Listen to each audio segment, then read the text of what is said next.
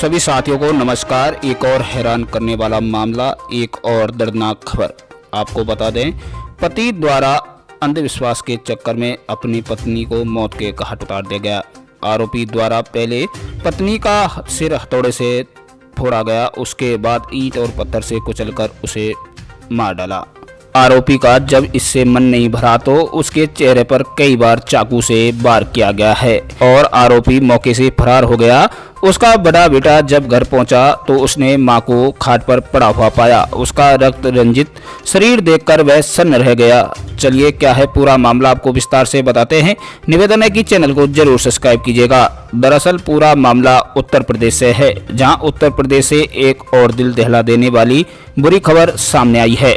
उत्तर प्रदेश के उन्नाव जिले के इब्राहिम बाग मोहल्ले में झाड़ फूंक के शक में पति ने अपनी पत्नी की निर्मम हत्या कर दी। सिर पर हथौड़े व ईंट से प्रहार करने के बाद चेहरे पर चाकू से कई बार किए हैं।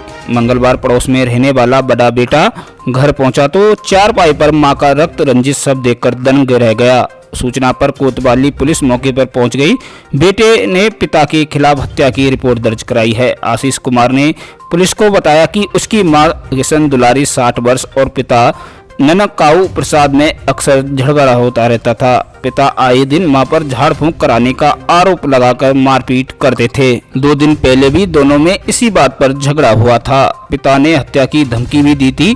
सोमवार रात को भी दोनों में झगड़ा हुआ था। वह रोज की बात समझकर कमरे में जाकर सो गया। इसी बीच पिता ने मां के सिर पर हथौड़ा मारकर उसे लहूलुहान कर दिया। बाई आंख के पास चाकू से कई बार करने के बाद ईंट से चेहरा कुचल दिया। हत्या के बाद कमरे के बाहर से कुंडी लगाई और आरोपी फरार हो गया। वहीं जब सुबह 5 बजे पड़ोस में रहने वाले दूसरे नंबर के बेटे मुन्नू लाल ने घर का दरवाजा खोला तो अंदर गया मानसिक रूप से बीमार सबसे बड़ा भाई राम गोपाल बरामदे में, जबकि आशीष अंदर कमरे में सो रहा था। आंगन में चारपाई पर मां किशन दुलारी का शव खून से सना पड़ा था। उसके पास ही हथौड़ा और ईंट पड़ी हुई थी। वहीं मुन्नू लाल ने आशीष के कमरे की कुंडी खोलकर उसे जगाया और पुलिस को सूचना दी। कोतवाल राजेश पाठक, ललऊ खेड़ा चौकी इंचार्ज ब्रजेश मोहन सैनी मौके पर पहुंच गए।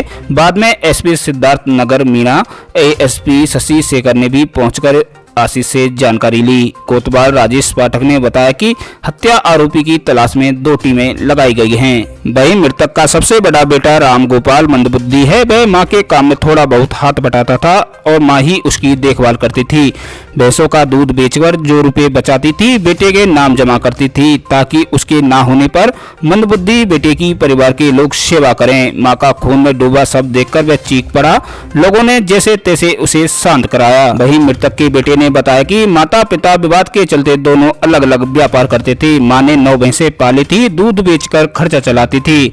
वहीं पिता घर के बाहर ही परचून की दुकान के अलावा चौकर चूनी बेचने का काम करते थे। दोनों अपना अपना खर्च चलाते थे। छोटा बेटा आशीष और बड़ा बेटा रामगोपाल मां की मदद करते थे। वहीं आपकी जानकारी के लिए बता दें कि 4 बेटों में सबसे बड़ा रामगोपाल, उससे छोटा मुन्नू लाल, तीसरे नंबर का बेटा दिनेश और चौथा आशीष है। मुन्नू लाल और दिनेश का परिवार पास में ही बने दूसरे घर में रहता है।